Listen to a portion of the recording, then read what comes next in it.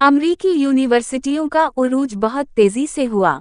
1901 हमजा में जब नोबल इनाम का इजरा हो तो ज़्यादातर इनाम जर्मन यूनिवर्सिटियों को मिले। ऑक्सफोर्ड और कैम्ब्रिज के हिस्से में चंद नोबल इनाम ही आए। उन दिनों अमेरिका आइसक्रीम और फुटबॉल खिलाड़ियों की वजह से तफरीह के लिए मशहूर अपने काउ कॉलेजेस के हवाले से जाना जाता था। किताबों और सीखने सिखाने में शायद ही किसी को दिलचस्पी होती थी।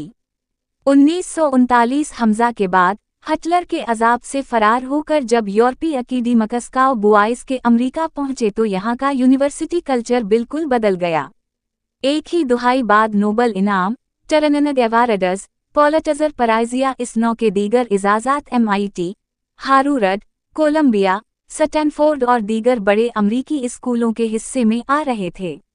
जब अमरीकी यूनिवर्सिटियों के बटन से गूगल, इंटेल, कोच और डेल जैसे मंसूबे पैदा हुए तो अमरीकी मईशत आसमान को छूने लगी। ट्रंप को मोटी तोंदों वाले बडवाइजर बीयर के शौकीन फुटबॉल शायकीन और ऐसे नाकाम लोगों की हिमायत हासिल है जो ये समझते हैं कि उनकी नाकामी की वजह मैक्सिकन, मुसलमान और सियाह फार्म माएँ हैं जो घर बैठे सोशल खाती हैं।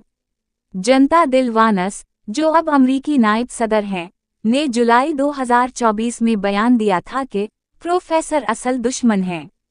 उनका कहना था, हमें जी जान से और भरपूर तरीके से यूनिवर्सिटियों पर हमला करना होगा।